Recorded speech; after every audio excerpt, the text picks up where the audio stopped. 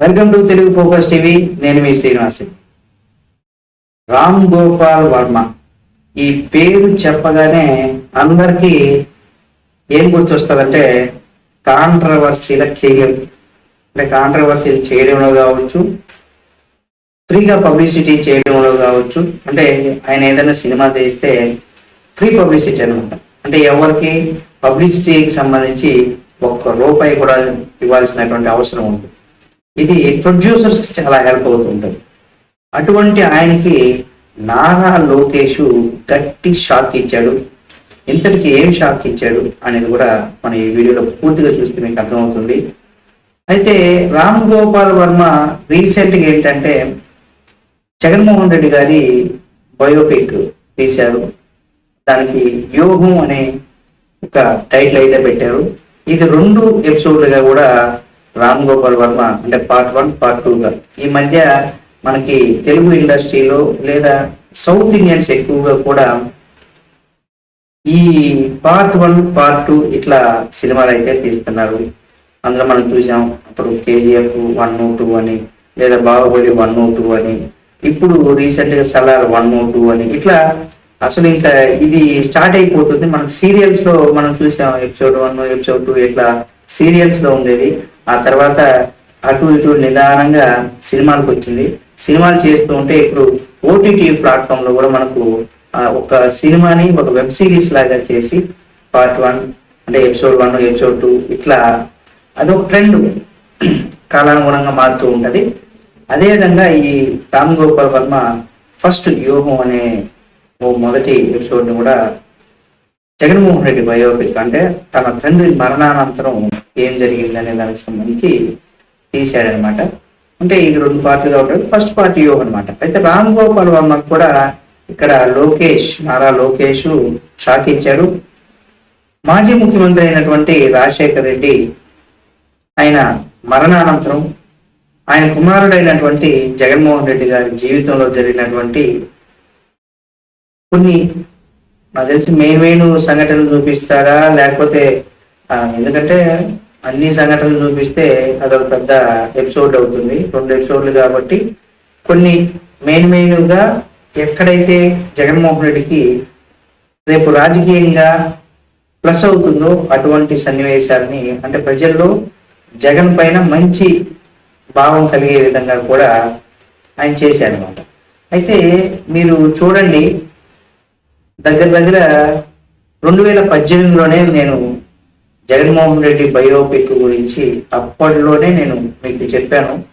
జగన్మోహన్ అంటే ఆర్జీవికి వార్నింగ్ ఇచ్చిన జగన్ అనేసి కూడా ఒకటి మన ఛానల్లో మీరు పాపులర్ వీడియోస్లో ఉంటుంది, చూడొచ్చు. అప్పుడు చెప్పామన్నమాట. ఎందుకంటే ఇది ఇప్పటిది కాదు, అప్పటి నుండి కూడా మనకి ఛానల్లో ఉంటుంది, తెలుగు ఫోకస్ మనం చూడొచ్చు.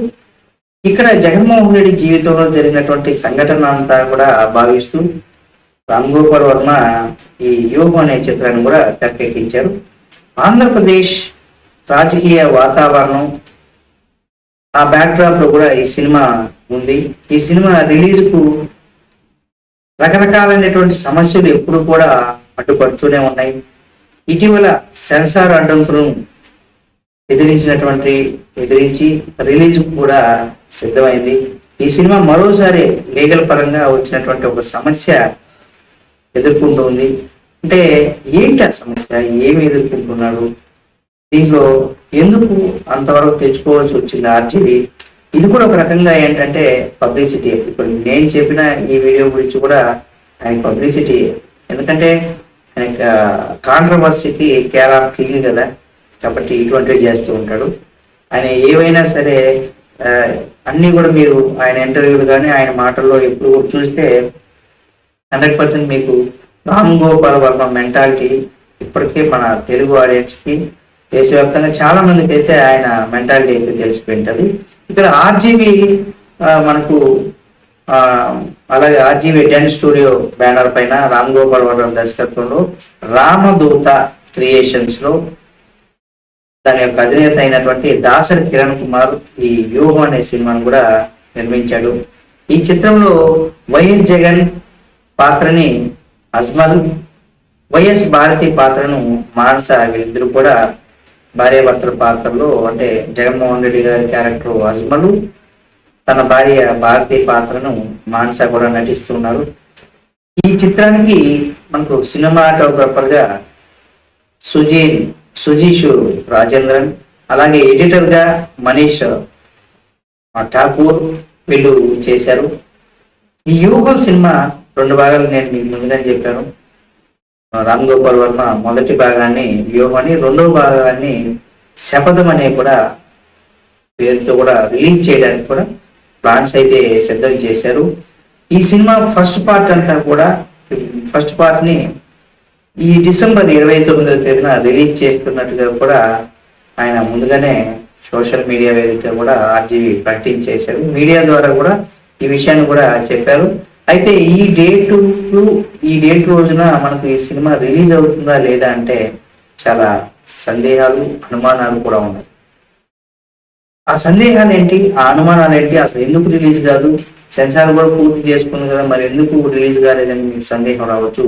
ఈ వ్యూహం సినిమాలో కొన్ని అభ్యంతరకరమైనటువంటి సన్నివేశాలు ఉన్నాయనేటువంటి కారణంతోనే సెన్సార్ బోర్డు అధికారులు ఈ సినిమాకు సర్టిఫికెట్ ను కూడా నిరాకరించారు. ఈ cinema censor board revision committee కూడా సిఫార్సు చేసింది. దాంతో ఈ సినిమా రిలీజ్ కూడా వాయిదా పడింది. ఇలాంటి అడ్డంకులు కూడా ఎదుర్కొని తర్వాత రిలీజ్ కూడా సిద్ధమైంది ఈ సినిమా. ఇప్పుడు మరో సమస్య కూడా వచ్చింది. ఇంతకీ సెన్సారు ఫస్ట్ అడ్డంకులు వచ్చాయి, ఆ తర్వాత మళ్ళీ ఓకే అయింది, ఇంకేముంది రిలీజ్ చేయలేదు, థియేటర్లో ఏమన్నా ప్రాబ్లం అంటే కాదు. ఈ సినిమా ఏంటంటే విడుదల నిలిపివేయాలనేసి కూడా హైదరాబాద్లోని సిటీ సివిల్ కోర్టులో టీడీపీ అధినేత లోకేష్ గారు పిటిషన్ వేశారు. కోర్టు విచారణకి అనుమతించింది. ఈ పిటిషన్ పైన కూడా ఎవరైతే న్యాయమూర్తులు ఉన్నారో వాళ్ళ ఉత్తర్వులు కూడా జారీ చేశారు. ఈ పిటిషన్ పైన డిసెంబర్ 27వ తేదీన విచారణ జరిపిస్తామని కూడా వాళ్ళు చెప్పుకొచ్చారు. ఈ యూహం సినిమా నాట్ ఓన్లీ థియేటర్లో రిలీజ్ చేయకూడదు, అయితే వీళ్ళకి ఆల్టర్నేట్ ఉంటుంది, ఓటీటీలోనో లేదో డిజిటల్ ప్లాట్ఫామ్ లో కూడా రిలీజ్ చేసేయాలి అనేసి. ఎందుకంటే ఇది ఇక ఆంధ్రప్రదేశ్లో 2-3 నెలల్లో కూడా మనకు ఎలక్షన్స్ రాబోతున్నాయి కాబట్టి అటువంటి తరుణంలో ఈ సినిమా ప్రతిపక్షాన్ని ఏదన్నా కించపరిచేలాగా లేదా ప్రతిపక్షాన్ని ఇబ్బంది పెట్టే విధంగా ఏదన్నా ఉన్నట్లయితే సినిమా ప్రభావం మనుషుల మీద చాలా వేగంగా పనిచేస్తుంది. అందులో మంచి కన్నా చెడు మరీ వేగంగా పనిచేస్తుంది. ఇక్కడ నిజాలు సినిమాకు అవసరం ఉండదు. ఏవైనా మనకు నచ్చినట్టు మనం ఊహించుకున్నట్లు ఏదైనా చేయొచ్చు, ఏవైనా రాసుకోవచ్చు, ఎలా అయినా తీయచ్చు.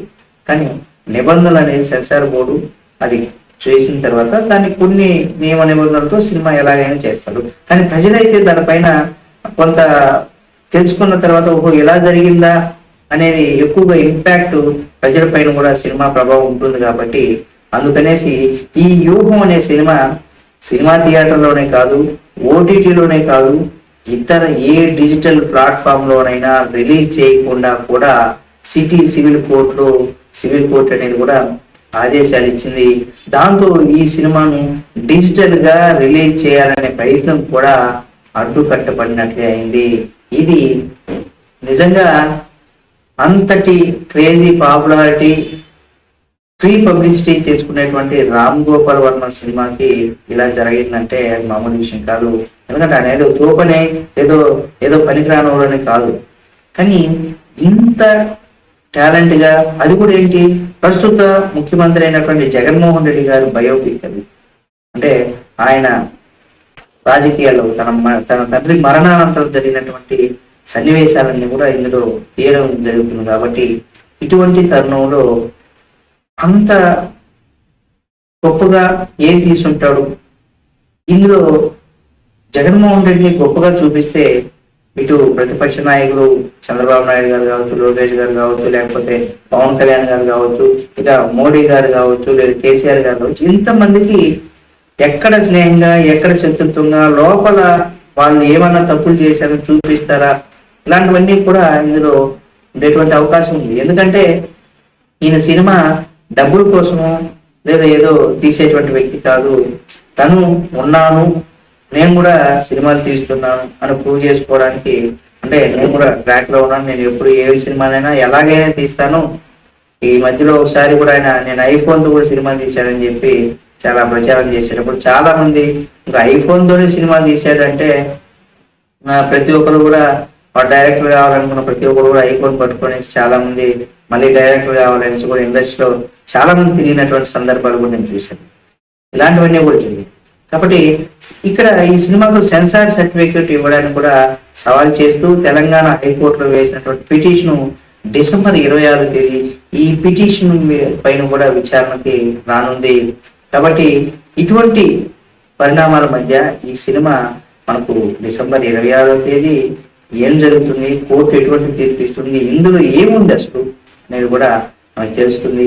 దాన్ని బట్టి ఇందులో కనుక జగన్మోహన్ రెడ్డికి సంబంధించి తీసేటప్పుడు ఆయన గొప్పగా చూపించి, ఆయన చేసేటువంటి మంచి పనులు ఎక్కువగా చూపించి, ఇతరులంతా కూడా వేస్ట్ అనేటట్టు కనుక చూపించినట్లయితే ఇది ప్రజలపైన రాబోయే రోజుల్లో ఎన్నికలు ఉన్నాయి కాబట్టి ఇది ప్రజలపైన ఎక్కువగా ప్రభావం పడుతుంది. కాబట్టి ఇటువంటి సినిమాలను కూడా ఒకవేళ రిలీజ్ చేయకుండా ఆఫ్టర్ ఎలక్షన్స్ తర్వాత రిలీజ్ కి పర్మిషన్ ఇచ్చేటువంటి అవకాశం కూడా ఉంటుంది.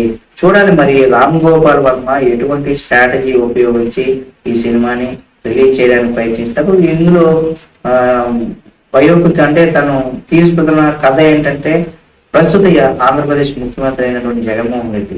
కాబట్టి ఇందులో రామ్ గోపాల్ వర్మ ఎటువంటి ప్రయత్నాలు చేస్తారు, దీని వెనక తన బయోగ్రఫీ తీసేటువంటి జగన్మోహన్ రెడ్డి గారు ఎటువంటి ప్లాన్ చేసి ఈ సినిమాని రిలీజ్ చేయడానికి ఆయన ప్రయత్నం చేస్తాడు, ఇలాంటివన్నీ కూడా మనకు కొన్ని రోజుల్లో, ఈ రోజు 25 కాబట్టి ఇంకా 2-3 రోజుల్లో మొత్తం 29వ తేదీ రిలీజ్ అన్నారు. కాబట్టి 29 లోపు కూడా మనకు 26వ తేదీ కొంత క్లారిటీ వస్తుంది. మళ్ళీ కనుక వాయిదా వేసినట్లయితే లేదా ఈ సినిమాని ఇక ఆఫ్టర్ ఎలక్షన్స్ అన్న తర్వాత అంటే ఇంకా అసలు ఏమి చేయలేం, అది ఎక్కడా కూడా దానికి సంబంధించి రాకూడదు.